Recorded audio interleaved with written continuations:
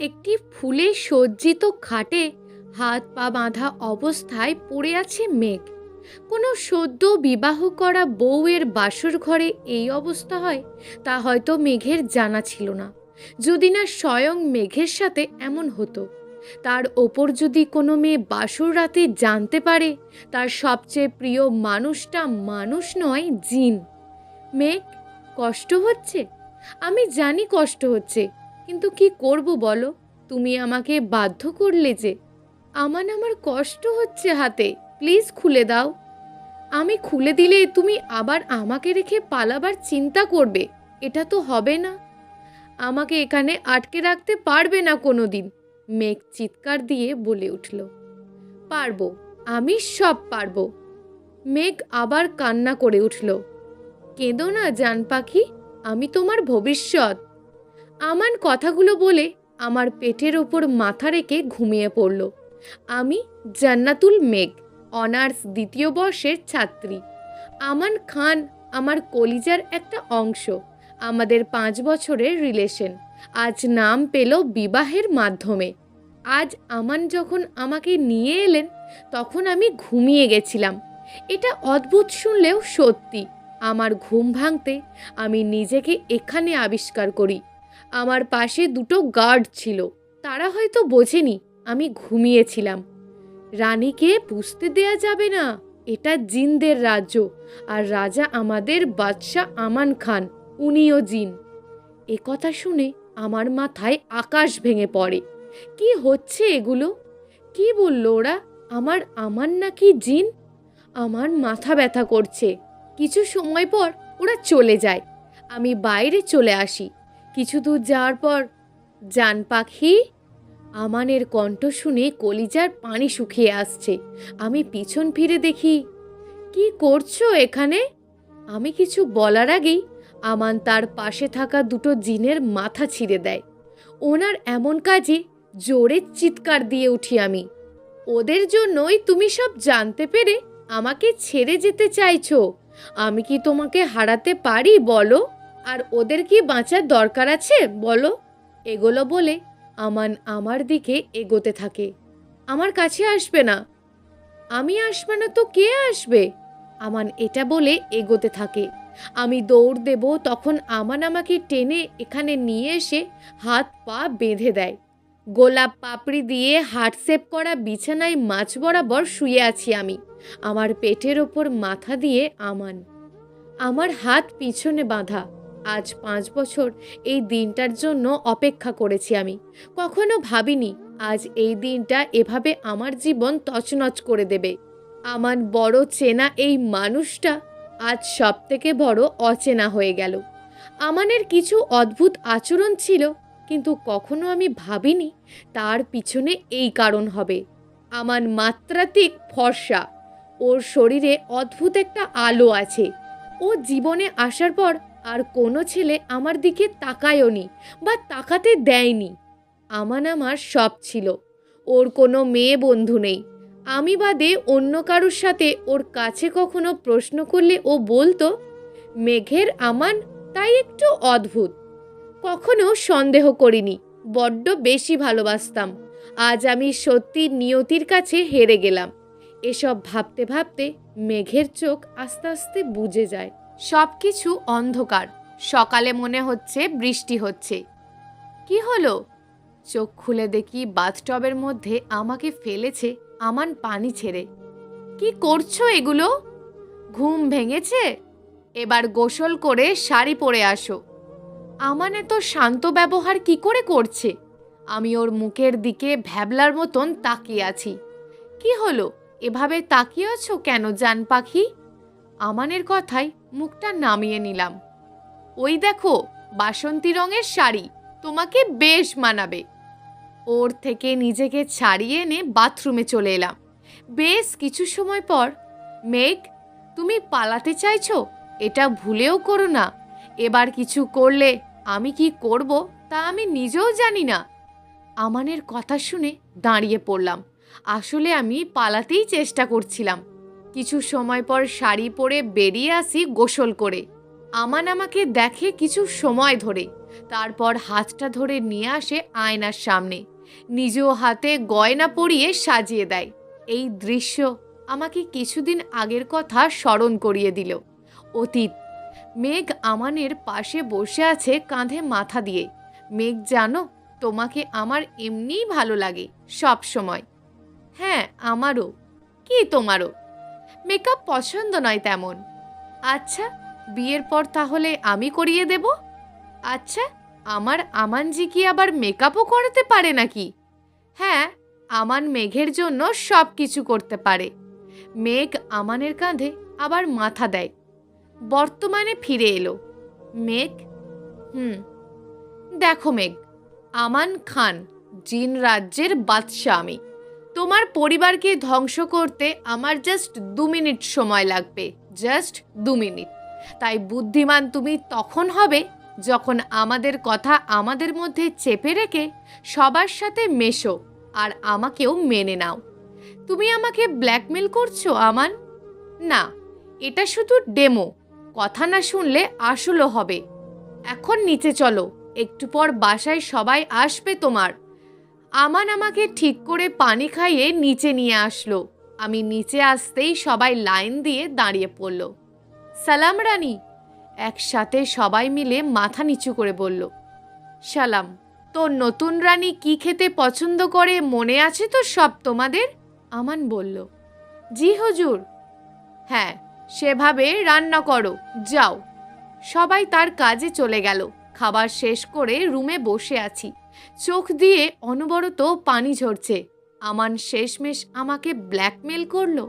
মা বাবাকে সত্যি বলবো সেটারও উপায় নেই। এখন নিজেকে বড় একা মনে হচ্ছে। আমি কি তবে সত্যি আমানের খাঁচায় বন্দি হয়ে গেলাম? আমার জন্য বানানো চেয়ারগুলোতে অদ্ভুতভাবে খাঁচার মতন জাল দেওয়া উপরে আমি সত্যিই একটা মুক্ত পাখি থেকে অচিন খাঁচায় বন্দি হয়ে গেলাম। সত্যি আর কিছু করার নেই। দুপুরে ঘুম ভাঙল।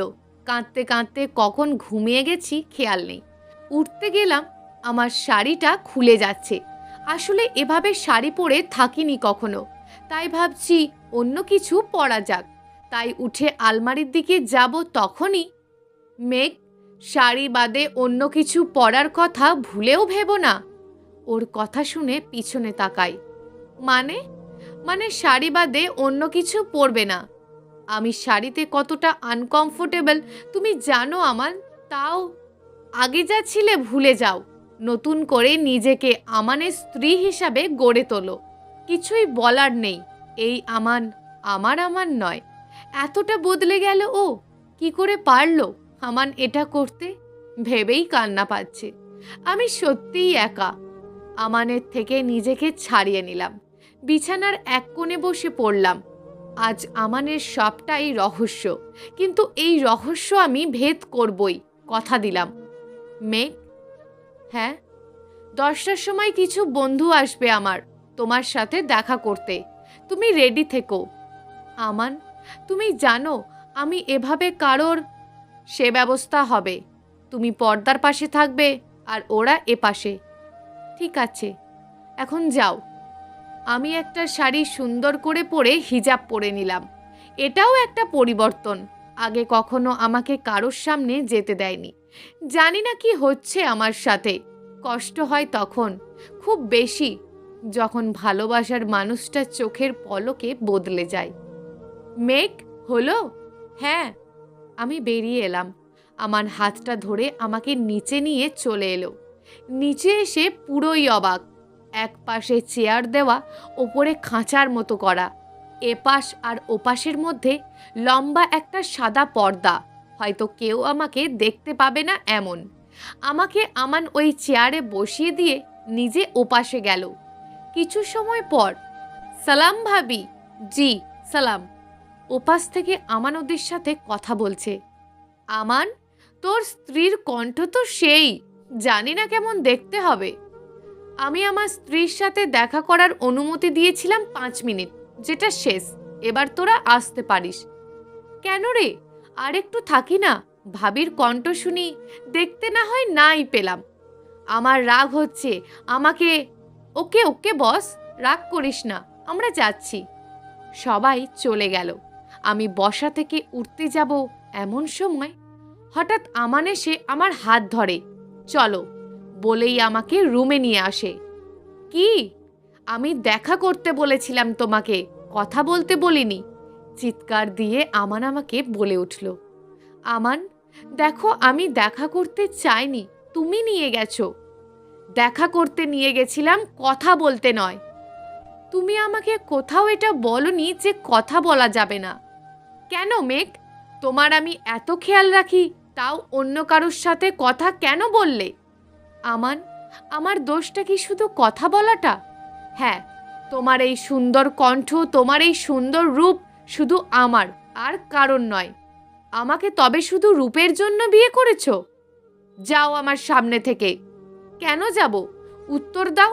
শুধু রূপের জন্য বিয়ে করেছো? চিৎকার দিয়ে আমান আমাকে বলল, মেঘ প্লিজ। আমানের চিৎকার শুনে কেঁপে উঠি, ওখান থেকে চলে আসি। আমান সত্যি অদ্ভুত আচরণ করছে। আমান এমন ছিল না, নিজেই আমাকে নিয়ে গেল। আর হে ওপরওয়ালা, তুমি কোন পরীক্ষাতে ফেললে আমাকে? উদ্ধার করো। রাত 12টা, আমি জানালার পাশে বসে আছি পা গুটি মেরে। সত্যি আমার জীবনের সাথে সেগুলোই হচ্ছে যেগুলো হওয়ার নয়। জিন রাজ্যটা অনেক সুন্দর, যেন তেন প্রকৃতির নয়। এটা সুন্দর এক মুখরোচক পরিবেশ। এটা অদ্ভুত তিনি, আর তার মতোই অদ্ভুত এই সুন্দর পরিবেশ। আমার খুব ভালো লাগছে। আগের মতো হলে হয়তো আমানকে বেরোতে বলতাম, কিন্তু সময় সব কিছু পাল্টে দিয়েছে। মাঝে মাঝে এটাও ভেবে গা কাঁটা দিয়ে ওঠে আমি জিন রাজ্যে আছি। এসব ভাবতে ভাবতে হঠাৎ বুঝতে পারছি আমাকে কেউ টানছে। পিছন ফিরতে আমান আমাকে কোলে তুলে নেয়। কি করছো? ছাড়ো আমাকে। আমান তার মতন হেঁটে চলেছে। আমান, আমি বলছি ছাড়ো আমাকে। আমান আমার কথা না শুনে আমাকে নিয়ে বিছানায় ফেলে দেয়। ব্যথা পাইছি আমি। আমাকে রেখে থাকার কথা ভাবো কি করে? আমার তো দুঃস্বপ্নেও আসে না। আমান আমাকে কিছু বলতে না দিয়ে আমার ঠোঁটে ভালোবাসার ছোঁয়া এঁকে দেয়। আমি ফ্রিজ হয়ে আছি। আমান এই প্রথম আমার এত কাছে, জীবনের প্রথম স্পর্শ এটা। আমান কিছু সময় পর আমাকে ছেড়ে দিয়ে আমার পাশে শুয়ে পড়লেন, আমাকে শক্ত করে জড়িয়ে ধরে, যেন ছাড়লেই আমি চলে যাব। কি অদ্ভুত, এতটা চেঞ্জ! হে সৃষ্টিকর্তা, আমাকে সব রহস্যের জড়ো বার করতে সাহায্য করো। দেখতে দেখতে জীবনের একটা বছর কেটে গেল। আমি আজও আমানের খাঁচায় বন্দি। তার কয়েদি মনে হয় মাঝে মাঝে নিজেকে। কোনো কিছুরই কমতি নাই এখানে, শুধু প্রাণ খুলে শ্বাস নেওয়াটা বড় একটা ব্যাপার। আমানকে ভালোবাসি আমি, প্রচুর ভালোবাসি, কিন্তু ও যেই দুঃখটা আমাকে দিয়েছে এটা আমি কখনো ভুলব না। আমি 7 মাসের প্রেগন্যান্ট। আমাদের ফুটফুটে একটা বাবু আসতে চলেছে। ভালো লাগা কাজ করে, কিন্তু খারাপও লাগে, খুব কষ্ট হয় কি হবে এটা ভেবে। আমার শরীরের অর্ধেক শুকিয়ে গেছে, বেঁচে আছে শুধু কিছু হাড়। আমান অনেক খেয়াল রাখে আমার, কিন্তু আমার মনে হয় না আমি বাঁচব। সত্যি বলতে বাঁচার ইচ্ছেও নেই। আমি মরে আমানকে শান্তি দিতে চাই। ও আমার সাথে যেটা করছে সেটা ঠিক করেনি, কখনো না। মেঘ। হ্যাঁ। হঠাৎ আমান আমার সামনে হাঁটু গেড়ে বসে পড়ল। কি হয়েছে আমান? ও আমার পেটে হাত দিয়ে জড়িয়ে ধরে আমাকে, কাঁদছে। কি হয়েছে? এভাবে কাঁদছো কেন? আমার যে কষ্ট হয় ওকে কাঁদতে দেখে। আমান, বলো না, আমাকে ক্ষমা করে দে না মেঘ। তুই আমাকে ছেড়ে যাস না, আমি মরে যাব। আমান। মেঘ প্লিজ কথা দে, যাবি না। আমি জানি না আমি থাকবো কিনা, তবে তোমাকে আমাদের বাচ্চার জন্য বাঁচতে হবে। ও যে আমার গর্বে এখন বড় হচ্ছে, ওর মধ্যে তুমি আমাকে পাবে। এভাবে ভেঙে পড়ো না। আমান হয়তো বুঝতে পেরেছে তার ভুল, সে অনুতপ্ত। দেখতে দেখতে দিন এগিয়ে আসে আর আমার যাবার দিন। আগে মনে হতো মারা যায়, কিন্তু এখন আমার ইচ্ছে হয় আমি আমানের সাথে থাকব, আমার বাবুর সাথে থাকব। আমি তার খাঁচায় বন্দি হয়ে থাকব সারা জীবন। কিন্তু আমরা যা চাই নিয়তি সব সময় তা দেয় না। মেঘের পেন উঠেছে, মেয়েটা পড়ে গিয়েছিল, প্রচুর ব্লাড গেছে। আমার ডক্টরের কাছে এনেছে, কিন্তু ডক্টর বলেছে ওর বাঁচার চান্স নেই। আমান তার রাজ্যের মান্য জিনদেরও আনে, কিন্তু নিয়তি হয়তো মেঘ আর আমানের মিল চায়নি। হয়তো আমানের ছোট্ট বুলের খুব বড় মাসুল দিতে চলেছে সে। জিন বাদশাহ আমান খান জীবনে সে যা চেয়েছে সেটা হাসিল করেছে। এমন কিছু নাই তার চাওয়ায় যেটা সে পায়নি। কিন্তু জন্ম, মৃত্যু, বিয়ে এগুলোর ওপর সৃষ্টিকর্তা ছাড়া আর কারোর হাত নাই। উনি দিলে থাকবে, না দিলে থাকবে না। তেমন করেই আজ আমান তার সব থেকে প্রিয় মানুষটাকে হারিয়েছে। হ্যাঁ, মেঘ আর নেই। মেঘ চলে গেছে না ফেরার দেশে, যেখান থেকে আর ফেরার কোনো পথ নেই। তবে আমানকে দিয়ে গেছে মিষ্টি একটা পরী, দেখতে একদম মেঘের মতন। মেঘ যাওয়ার সময় একটা কথা বলে গেছিল, আমাদের বাবুর খেয়াল রেখো, ও যেন কখনো বুঝতে না পারে ওর মা নেই। আর সত্যি আমান, তোমাকে অনেক ভালোবাসি। এই কথাগুলো আমানের বুকের ভিতরে তীরের মতন বিঁধছে। হাজার কষ্ট চাপা দিয়ে নিজের মেয়ের দিকে চেয়ে আমান আজ শক্ত। মেয়ে তার শেষ সম্বল। বাবা! মৈথির ডাক শুনে আমান বাস্তবে ফিরে আসে। ও, আপনাদের তো বলাই হয়নি, আমান মেঘের মেয়ের নাম দিয়েছে মৈথি। মেয়েটা হয়েছে একদম মায়ের মতন। 4 বছর চলছে ওর বয়স। আমরা আছি সেদিন থেকে 4 বছর পর। হ্যাঁ মাম্মাম, বলো। বাবা, আমরা বাইরে যাব, আমি জাদু করব। আচ্ছা, কি জাদু করবে আমার মেয়েটা? পরি জাদু বাবা, আমার সোনা মা। আচ্ছা বাবা, আমার আম্মুও কি জাদু পারতো? না মাম্মাম, তোমার আম্মু মানুষ ছিল। আচ্ছা, তুমি যে বলো আকাশের তারা হয়ে গেছে, আমি রোজ কথা বলি জানো ওই বড় তারাটার সাথে। আম্মু শুনতে পাই বাবা আমার কথা? হ্যাঁ মাম্মাম, আম্মু সব শুনতে পায়, সব। সত্যি? হ্যাঁ সত্যি। বাবা চলো না বাইরে। হ্যাঁ চলো। আমার মেয়েকে নিয়ে বাইরে আসে। সবাই ওদের দেখে সম্মান জানায়।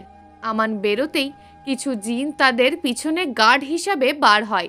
রাজ্যের সব জিন ওদের সম্মান জানায়। তাদের রাজা আর রাজকন্যা বের হয়েছে। আজ সবাই খুশি। মৈথি আজ অনেক লাফালাফি করছে। কেন জানি না একটা অজানা আনন্দ কাজ করছে ওর মধ্যে। মেয়েকে খুশি দেখে আমানও খুশি, কিন্তু কোথাও না কোথাও তাকে খুব মনে পড়ে আমানের। বেশ কিছু সময় ঘোরার পর ওরা বাসায় আসে। মৈথি এসেই জুথির কোলে উঠে পড়ে। জুথি হলো মৈথির পালিত মা, কিন্তু আমান আজও জুথির চেহারা দেখেনি। জুথি নাকি দেখায় না। রাতে জুথির মৈথির অনেক খেয়াল রাখে। মৈথিকে ঘুম পাড়িয়ে দিয়ে আমানের রুমের পাশ দিয়ে আসছিল। দেখতে পায় আমান কাঁদছে, মেঘের ছবি বুকে নিয়ে। এ কান্নায় আছে 4 বছর প্রিয় মানুষটাকে ছেড়ে থাকার ক্লান্তি, আছে চাপা কষ্ট। মেঘ, ফিরে এসো না মেঘ, আর বন্দি করে রাখবো না তোমাকে। আমি আর পারছি না এভাবে তুমি ছাড়া থাকতে। ভাবা যায় বাদশাহ আমান খান, সে কিনা কাঁদছে, তাও এভাবে। না, অনেক হলো, আর ওকে কষ্ট দেয়া যাবে না। জুথি গিয়ে নিজের শাড়ি পরে নেয়, সুন্দর করে সেজে নেয়। আসলে এই জুথি আমাদের মেঘ। ছদ্মবেশে ছিল মেয়ে আর স্বামীর সাথে। আমানকে তার কর্মের শাস্তি দিতে ও এত বছর লুকিয়েছিল। আমান! হঠাৎ মেঘের আওয়াজ শুনে আমান চমকে ওঠে। পিছন ফিরে তার মেঘকে দেখে সে থমকে যায়। তুমি? হ্যাঁ, আমি মেঘ। আমার মেঘ? হ্যাঁ, তোমার মেঘ।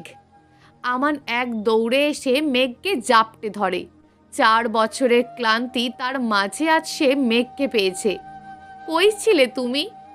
আমি অনেক কাছে ছিলাম তোমার। কই ছিলা? আমি জুথি। মানে? সেদিন আমি ডক্টরদের বলি আমাকে মৃত ঘোষণা করতে। ওরা প্রথমে চায়নি, তারপর অনেক কষ্টে রাজি করায় তোমাকে আমাকে বন্দি করার শাস্তি দিতে। আজ 4 বছর আমি তোমার পাশে ছিলাম, কিন্তু তুমি ছিলে না। কি বলছো? হ্যাঁ, সত্যি বলছি। মেঘ, সরি। আমানের আজ কিছু চায় না, শুধু মেঘকে পেয়েছে তাতেই হবে। সব শান্তির অবসান আজ, অপেক্ষার অবসান আজ। দুটো ভালোবাসা আবারও পেল নাম। আমান তার মেঘকে, আর মেঘ তার আমানকে, আর মৈতি তার মাকে। আজ চন্দ্র যেন হাসছে তাদের সাথে, বাতাস যেন বইছে তাদের মতে। প্রকৃতি আজ বুঝতে পেরেছে, নতুন করে শুরু হলো আবার দুটি জীবন। মেঘ আর আমানের ভালোবাসা এতটাই গভীর ছিল যে আজ ওদের সব বাধা ছিন্ন হলো। জীবনে তারা পেল নতুন নাম। আমান সত্যিই অদ্ভুত। প্রিয় দর্শক, এই গল্পটা আপনাদের কেমন লাগলো তা অবশ্যই একটি কমেন্ট করবেন। আর যদি গল্পটা আপনাদের ভালো লেগে থাকে তাহলে ভিডিওটিতে একটি লাইক করে দেবেন এবং এই ধরনের ভিন্ন স্বাদের গল্প শোনার জন্য চ্যানেলটিকে অবশ্যই সাবস্ক্রাইব করে আমাদের সঙ্গে যুক্ত থাকুন।